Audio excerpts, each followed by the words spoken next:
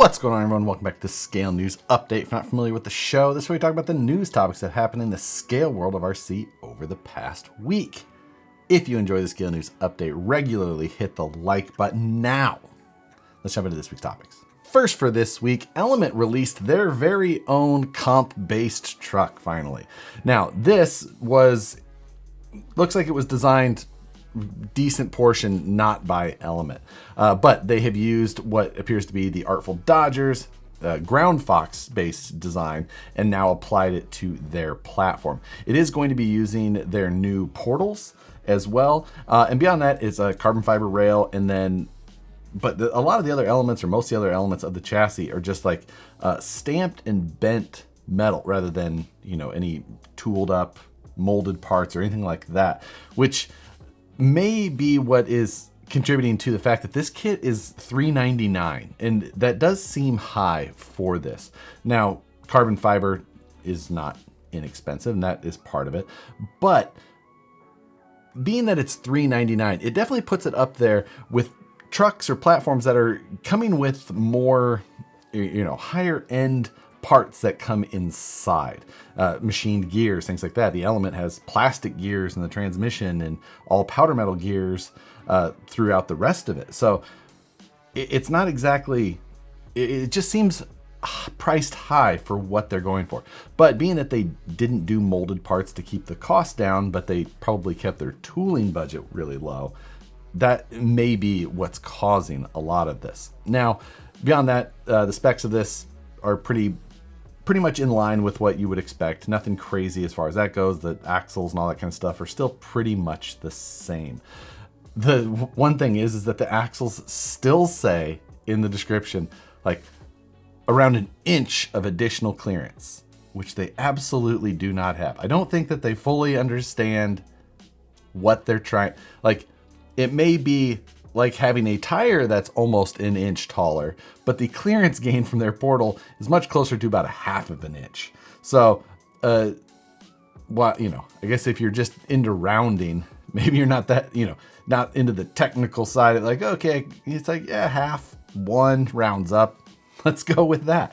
But for some reason, they just still sticking with that language, which is deceiving at the very least, and just incorrect at worst. So they're doubling down on that, though. They're using it in basically everywhere that they're advertising these axles. So just an odd choice on their side, or maybe they're just not going back and proofreading or checking or understanding what they're really saying. This is not a complete kit or RTR or anything like that. It doesn't come with a body, your wheels, tires, things like that. It's a stripped down slider type setup, which is in line with the other options in the market as well. In some of their promo photos, they do show that they're using the Ecto body on there, which is a super narrow body in general, something that is very Power Wagon-esque at the same time. So it's a fitting version for it. If they were to come out with an RTR, it wouldn't surprise me. I would imagine they would try and make it a little bit more affordable, though, if I was to guess, but who knows? Element doesn't really have like a comp-focused tire yet, so maybe that would be something that we'll see before an RTR comes out, if they decide to do that. It'd be interesting to see what they've got planned for it. These kits are available for pre-order now, so if you're interested in picking one of these up, you can jump in line, try and get yours first. Prine By The Fire is just around the corner. Not this weekend, but the following. And Proline did post up a very nice schedule of events in case you are looking to make it there. Posted this up on their Facebook page if you want a much closer look at it. I'll put a link to that post below. But this is now a Friday, Saturday event. It used to just be a Saturday only event, but such a big turnout. People were showing up early and staying longer. It's an amazing location, and I'm super happy that they are running this as a 2-day event these days. I believe last year was a 2-day as well, but again, definitely one of the best events that you can get to, and it's not too late to try and make it out there. So if you're on the fence, you might have the ability. Double check this schedule and just see how much fun it can be. And even if you're not trying to do like actual events while you're there, you could just come hang out with a bunch of people, see a ton of awesome trucks, and have endless crawling just at all times of the day. So it's absolutely just so much fun. I can't say enough good things about this event. Highly recommend it. If you still have the possibility to make it, do it. It's going to be a blast. Next, this week, there's a release from RGT, and every once in a while we'll talk about a new RGT truck. This is the Challenger Pro. The previous Challenger was a, full function vehicle. It looks a lot like a lot of other things, just kind of combined. RGT, they do this quite a bit. Not super original in a lot of their design, but this one's got a very Power Wagon style body with Hyrax type tires, and I feel like the wheels someone had pointed out they were a version of previously, but I don't recall. Anyway, this new one is the Pro version. Now, RGT, not super popular in the States, but more popular in other areas of the world. So this can sometimes apply to that.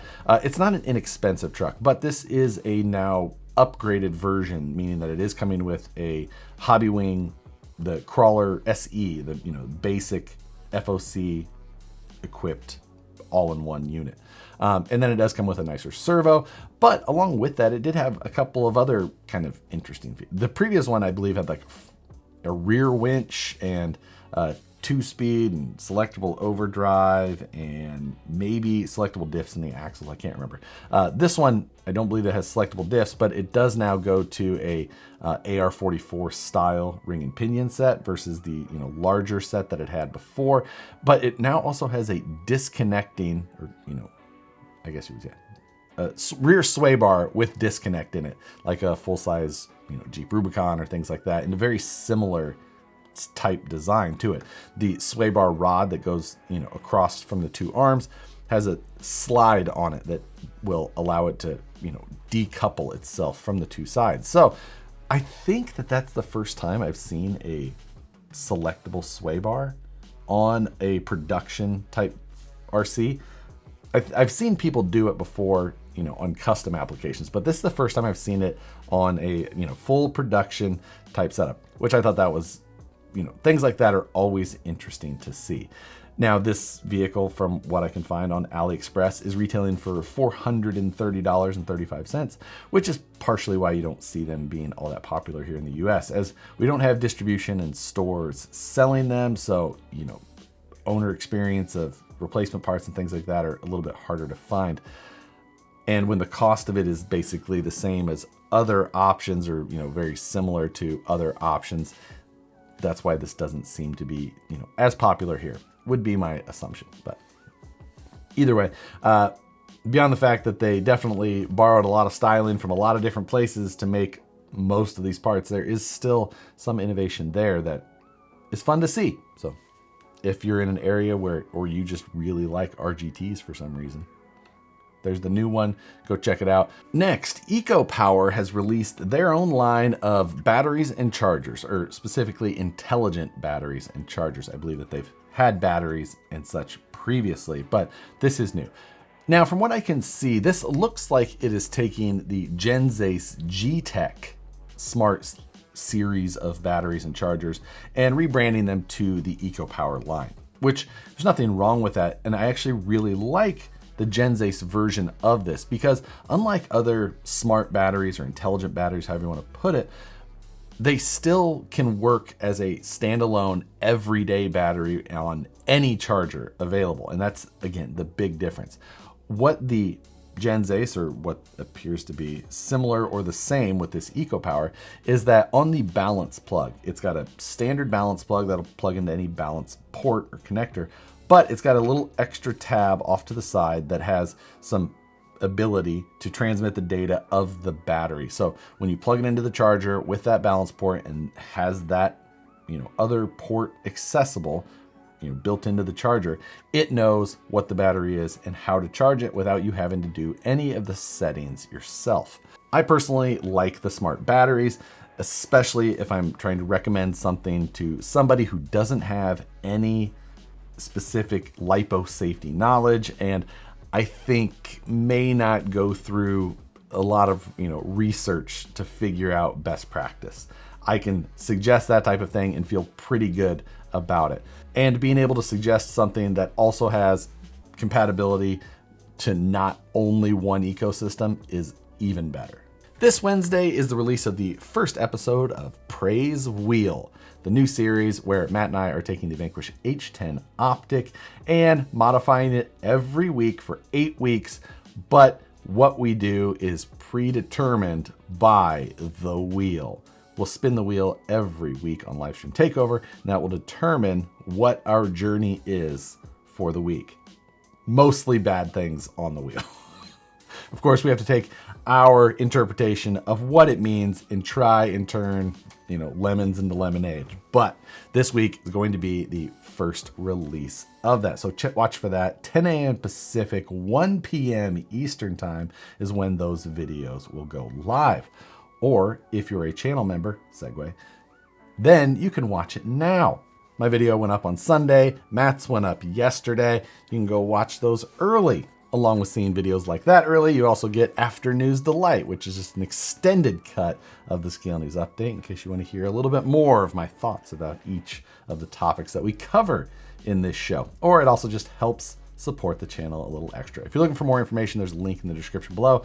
Much appreciated to anyone who is interested in it or just any of you who watch in general. And of course, Livestream Takeover this Wednesday and every Wednesday, 6 p.m. Pacific, 9 p.m. Eastern. This week we'll be determining the second spin for Praise Wheel to see what we've got to get done for the following week. Come join us. Maybe I get lucky 2 weeks in a row with the wheel. Fingers crossed. And HTech, they've got another new part for you H10 Optic owners. This is a new aluminum front brace to that chassis.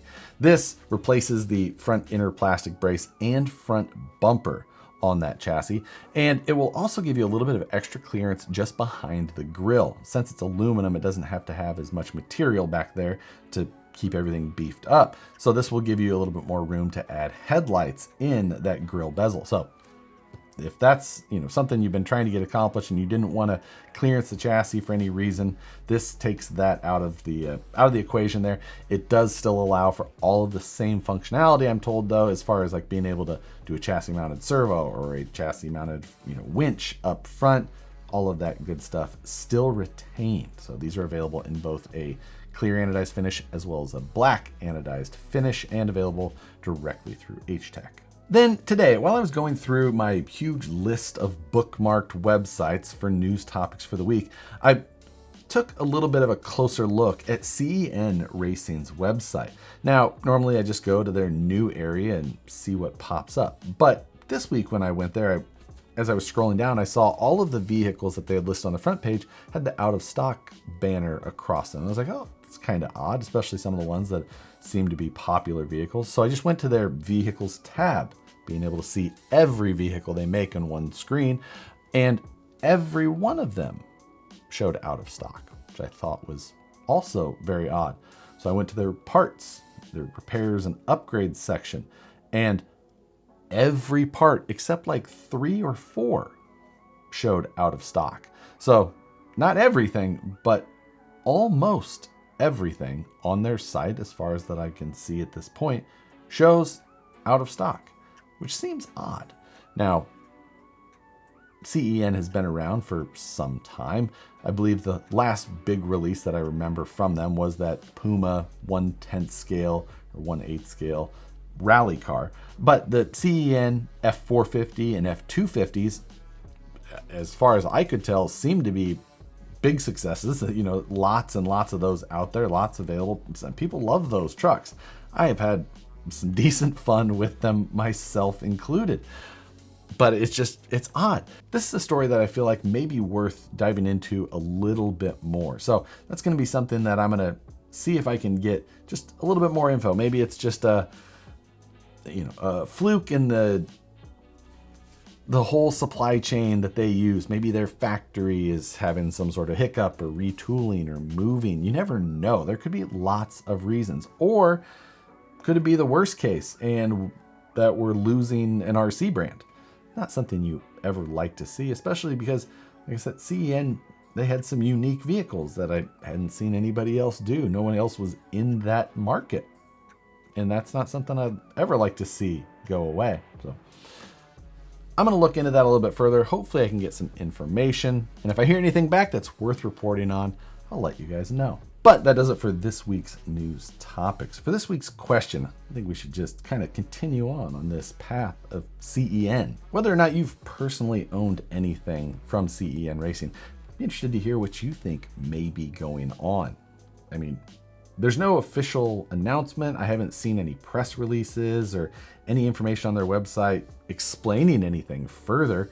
So at this point, it's, they're either just allowing people to, be up in the air, or maybe one of you has had some experience discussing something with customer service over there, and maybe you've got an answer that way. If you just want to have some fun and theorize what you think may be happening down in the comments below, that's always fun to read. If you have some actual information, that's even better, of course. But throwing a wild ass guess around every once in a while can make for some great comments that I would love to read. My favorite part of the Scale News update every week. So if you've got something, throw it down in the comments below. And if you don't have anything on that, just let me know your coffee order.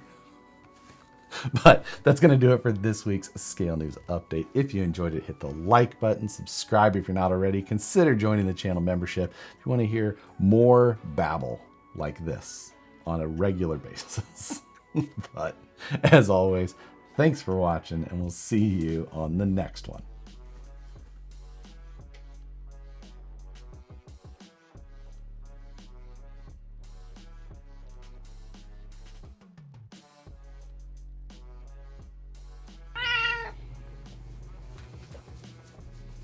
Good boy.